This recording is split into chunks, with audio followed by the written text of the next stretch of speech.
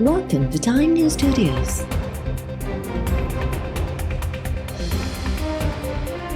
You are watching 6 p.m. Bulletin. हुकूमत पारां रूस खां सस्तो तेल ख़रीद करण ते गौर। ऑयल कंपनीज़ खां तजवीज़ूं तलब करे वरितियूं। पेट्रोलियम डिवीज़न मुल्क जी 5 वॾियुनि ऑयल कंपनीज़ खे ख़त लिखी चयो आहे त ऑयल कंपनीज़ ॿुधाइनि त रूस खां पेट्रोल घुराइण लाइ ट्रांसपोर्टेशन ऐं भाड़े जी मद में केतिरी लाॻत ईंदी। विच ओभर जी भेट में रूस खां पेट्रोल घुराइण ते पाकिस्तान खे केतिरो फ़ाइदो थींदो। अॻूणो वज़ीर आज़म इमरान ख़ान रूस खां सस्तो पेट्रोल ख़रीद न करण ते हाणोकी हुकूमत खे तनक़ीद जो निशानो बणाईंदो रहियो आहे।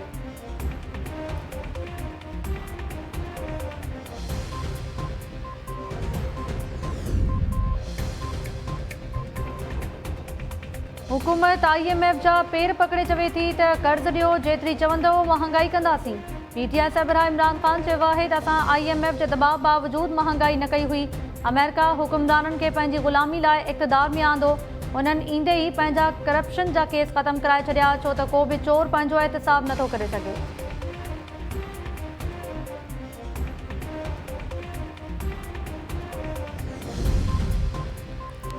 PP चेयरमैन ऐं परॾेही वज़ीर बिलावल भुट्टो ज़रदारी चयो आहे त इमरान ख़ान इदारनि ते तनक़ीद करे कामयाब नथो थी सघे। इन्हनि खे ख़ौफ़ आहे त इदारा मुदाख़लत न कंदा त पीपल्स पार्टी खटींदी। धांधली सदाईं पीपल्स पार्टी ख़िलाफ़ थींदी रही आहे।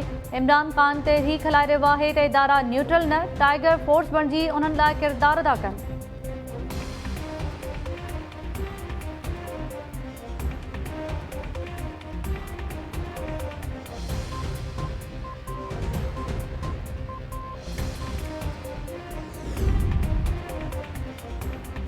अॻूणे वज़ीर आज़म इमरान ख़ान जो हिकु वधीक तोशाखाना स्कैंडल साम्हूं अची वियो। इमरान ख़ान ते वधीक 3 घड़ियूं खपाइण जो इल्ज़ाम। ज़रियनि मूजिबि इमरान ख़ान पंहिंजी हुकूमत जी तरमीमुनि जो फ़ाइदो वठी घड़ियुनि जी क़ीमत जो काथो असुल क़ीमत खां घटि लॻारायो ऐं उन घटि क़ीमत जी 20% रक़म क़ौमी ख़ज़ाने में जमा करायो। इमरान ख़ान घड़ियूं पहिरियों ओपन मार्केट में खपायूं ऐं उतां मिलंदड़ पैसनि मां 20% रक़म क़ौमी ख़ज़ाने में जमा कराई। उन्हनि 3 घड़ियुनि जी मालियत 15 करोड़ 40 लख रुपया हुई।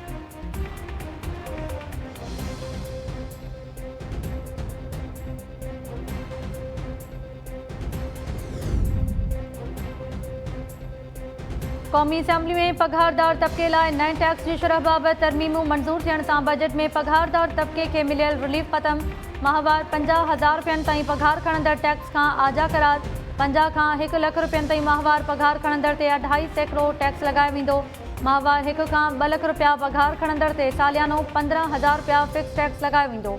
तरमीमुनि तहत माहवार 2 खां 3 लख रुपया पघार खणंदड़ ते सालियानो 1,65,000 रुपया टैक्स लॻायो वेंदो।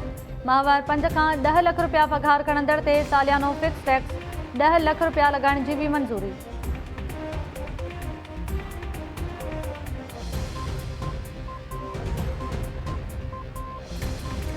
जनाब स्पीकर, बहुत शुक्रिया। जनाब स्पीकर, ये लेवी जो है ये इजाज़त है आप लोगों की तरफ से हुकूमत को कि वो 50 रुपए तक लगा सकती है। इस वक्त तो लेवी 0 है और फिल फॉर कोई 50 रुपए तक जाने का कोई उम्मीद भी नहीं है, ना कोई वो है कोई ख्याल है, लेकिन ये एक इजाज़त हुकूमत ने अपने आपसे ली है कि 50 रुपए तक लगा सकते हैं। Now I put the amendment as moved by the Minister for Finance and Revenue. The question is that the amendment as moved be adopted. All those in favor of it may say aye. All those against it may say no. I put it again to the House. All those in favor of it may say aye. All those against it may say no. I think the ayes have it and consequently the amendment is adopted. नए माली साल में petroleum levy 50 रुपया फ़ी litre थी वेंदो। क़ौमी assembly वफ़ाक़ी budget में तरमीमनि ऐं फाइनेंस बिल 2022-23 जी अक्सरियत राय सां मंज़ूरी ॾेई छॾी। 15 खां 30 करोड़ रुपया सालियानी आमदनी ते 1 खां 4% सुपर टैक्स लॻाइण जी शिक मंज़ूर। 30 करोड़ खां वधीक सालियानी आमदनी वारनि 13 शोबनि ते 10% सुपर टैक्स लॻाइण जी बि मंज़ूरी। एयरलाइंस, ऑटोमोबाइल, मशरूबात, cigarette, cement, fertiliser, pharmaceutical, sugar ऐं टेक्सटाइल सनतनि ते 10% सुपर टैक्स लॻायो वेंदो। बैंकिंग शोबो बि 10% सुपर टैक्स खां न बचंदो।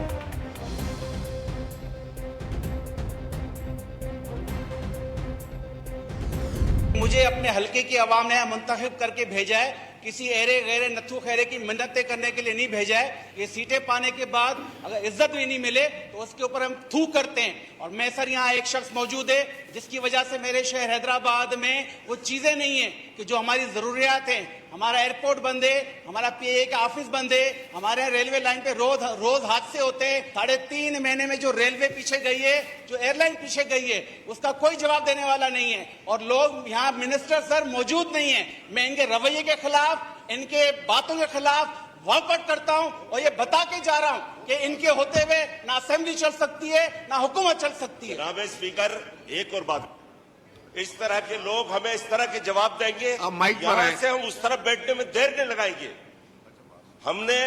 हमने जो अपनी कीमत अदा की है ना, जो सियासी कीमत अदा की है, आज वो भुगत रहे हम सिंध में भी। अरे ये समझते नहीं है लोगों को, जरा सी एक हकीर चीज के ऊपर क्या जवाब दिए इन्होंने, लानत भेजते हैं ऐसी। आपका पॉइंट आगे। MQM जे MNAs जो वफ़ाक़ी वज़ीर जे रवैये ख़िलाफ़ क़ौमी असैम्बली में सख़्त एहतजाज। वॉकआउट साबिर क़ाइम ख़ानी चयो त हिते वेठल हिकु शख़्स असांजा मनसूबा मंज़ूर थियण न पियो ॾे। अवाम असांखे हिते कंहिं अहिड़े ग़ैर जी ख़ुशामद करण लाइ नाहे उमाणियो। ईअं हुकूमत न हली सघंदी। MNA सलाहुद्दीन चिताव ॾींदे चयो त असांखे हुकूमती बेंचिस तां अपोज़िशन बेंचिस ते वञण में देरि न लॻंदी। नून लीग अॻवान अयाज़ सादिक़ MQM जे MNAs खे परचाइण जी कोशिश कंदो रहियो।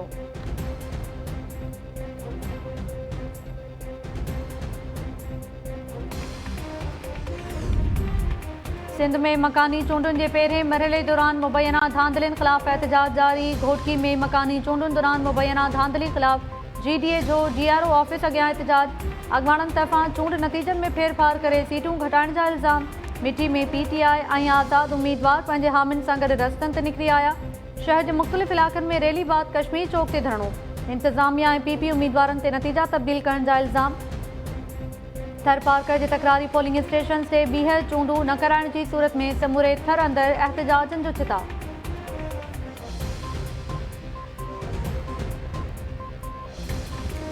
4-4 ॾींहंनि खां माण्हू पहरो ॾियूं था वेठा, केतिरो वेहंदासीं पोलिंग जे ॿाहिरां। जेको रिकाउंटिंग जो अमल हुयो उहो सिर्फ़ु इन जे लाइ हूंदो हो ताकी जुडिशरी वटि हूंदो, रेंजर्स जे कंट्रोल में हूंदो त पोइ रिकाउंटिंग। हिननि माण्हुनि खे हाणे जेकी रिकाउंटिंग थींदी त पहिरियों मैनेज थी चुको आहे। 2 बजे ऑफिस खोले मैनेज करे उनखे पर्सनली दरख़्वास्त ॾेई था छॾनि त तव्हांजी रिकाउंटिंग आहे। अरे बाबा तव्हां ॿुधाए छॾियो त असां सिलेक्ट करे छॾिया आहिनि त असां एतिरो ख़फ़ो कयो ई न। अवाम जी तव्हां कहिड़ी रिस्पेक्ट था कयो जंहिं माण्हू खे संदे इलाइक़े जे माण्हू नुमाइंदो चूंडियो आहे। हे त तव्हां सिंधी क़ौम जी इंसल्ट था कयो ऐं माण्हुनि ते FIR कूड़ियूं ऐं ब्यूरोक्रेसी ते बि असांखे हैरानगी आहे त असां केतिरा सुठा ब्यूरोक्रेट्स ॾिठा आहिनि जेके गवर्नमेंट खे रिज़िस्ट कंदा हुआ, अॻे ग़लति कमु न कंदा हुआ।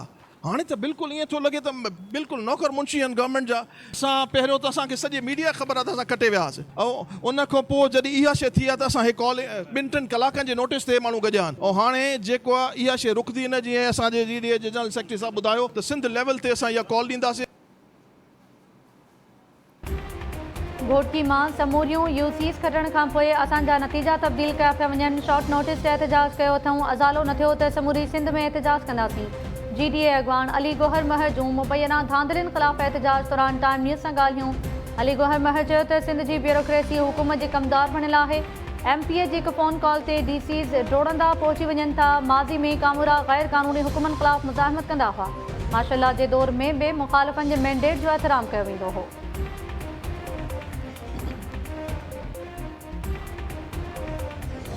पंजाब के अंदर इस वक्त इलेक्शन जो होने जा रहे हैं, जो 20 सीटें हैं, जिसके बाद ये सबको पता है कि हमजा की हुकूमत बचनी नहीं है, ये हुकूमत खत्म हो जानी है।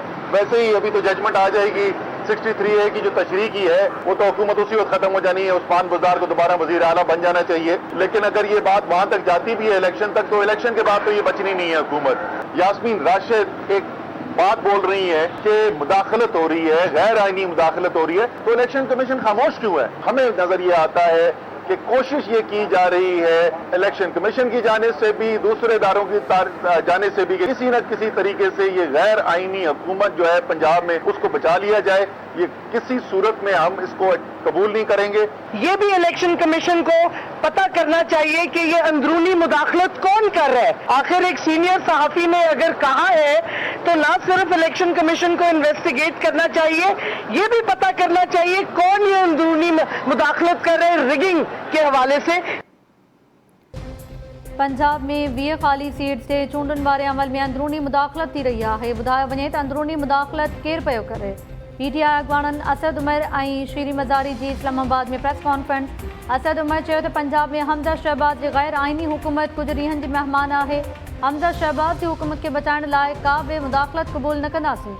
शीरी मज़ारी चयो त इलेक्शन कमीशन अंदरूनी मुदाख़लत रोके नथी सघे त इस्तीफ़ा ॾेई छॾे।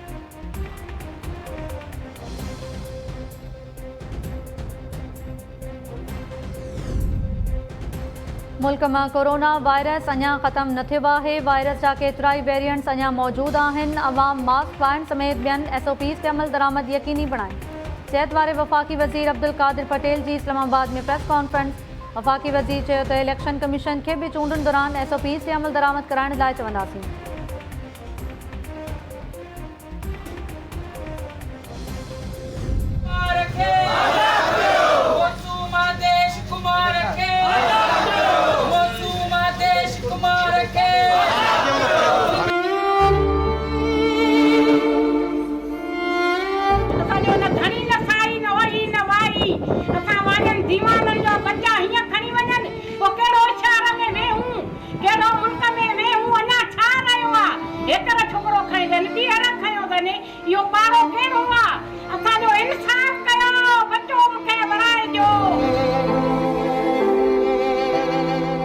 कराई भवन जे बाबा तव्हांखे बचो मिलंदो तव्हांखे इंतज़ारु कयो मां तव्हां केतिरो कयो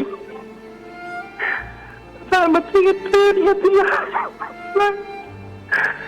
तव्हांजो बचो अलाए कहिड़े हाल में हूंदो अलाए किथे हूंदो साईं काई ॻाल्हि तो पतो ई कोन्हे 12-14 घंटा थी विया आहिनि राति 8 बजे असां मिलिया साईं हिननि DI जे हिसाब सां काई मतिलबु काई अतो पतो ई कोन्हे मतिलबु ताईं अञा ताईं।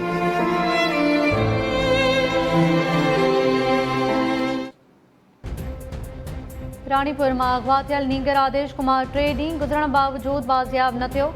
क्लॉथ मर्चेंट सराफा बाज़ार ऐं क़ौम परस्त पार्टीज़ जे सर ते रानीपुर में शटरबंद हड़ताल। अॻवाननि जो चवणु आहे त नीगर आदेश खे घर ॿाहिरियां अगवा कयो वियो। पुलिस जी ख़ामोशी सबबि नीगर जे वारसनि ऐं हिंदू बिरादरी में गणती जी लहर आहे। वॾो वज़ीर ऐं IG सिंध नोटिस वठी नीगर जल्द बाज़ियाब कराइनि।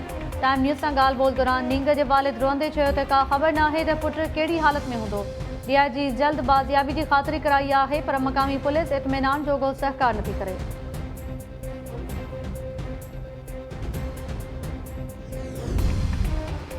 करमपुर के कचे में काठियूं मेड़ण लाइ वयल 6 ॻोठाणा अगवा। ॻोठ गुल मोहम्मद चाचड़ जा रहवासी पोरियत गरह गार्डन ते काठियूं मेड़ण लाइ विया त धाड़ेल खेनि अगवा करे विया।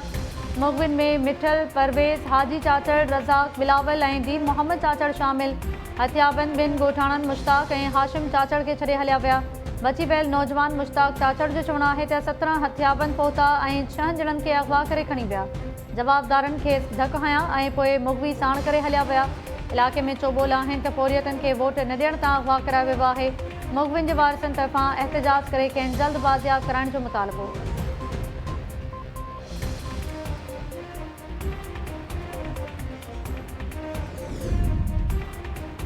खैरपुर में रोड्स खाते ऐं ट्यूबवेल ड्रेनेज इंजीनियर जी ऑफिस ते एंटी करप्शन टीम जा छापा। अमले में थरथलो क्लर्क ऐं ॿिया मुलाज़िम ऑफिस छॾे फरार थी विया। टीम रोड्स खाते जे साल 2020 ऐं 21 जी स्कीम्स जो रिकॉर्ड तहवील में वठी छॾियो। ट्यूबवेल ड्रेनेज जे 4 सालनि जी स्कीम्स जो रिकॉर्ड बि तहवील में वरितो वियो। एंटी करप्शन खाते जे ज़रियनि जो चवणु आहे त ड्रेनेज ऐं रोड्स खाते जे स्कीम्स में मुबैना ख़ूबियुनि जूं शिकायतूं मिलण ते कार्रवाई करे छापा हया विया। रिकॉर्ड जो जाइज़ो वठण बाद वधीक कार्रवाई कई वेंदी।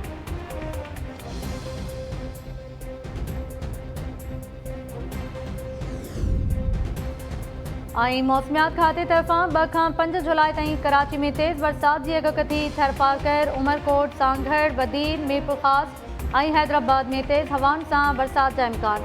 मौसमियात खाते चयो आहे त गजगोड़ सां बरसात सबबि कराची, हैदराबाद, मीरपुर ख़ास, उमरकोट ऐं ठट्टो में शहरी बोड़ जो ख़दशो आहे।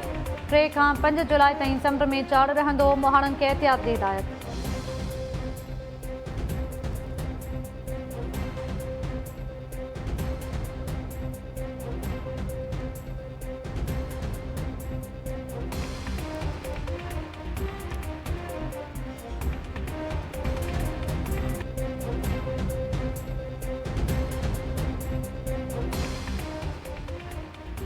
अस्सलाम वालेकुम नाज़रीन, टाइम न्यूज़ सां गॾु आऊं आहियां ताहिरा वज़ीर। हेडलाइन्स ख़बर ॾिठियूं, तफ़सीली ख़बरूं शॉर्ट ब्रेक खां पोइ।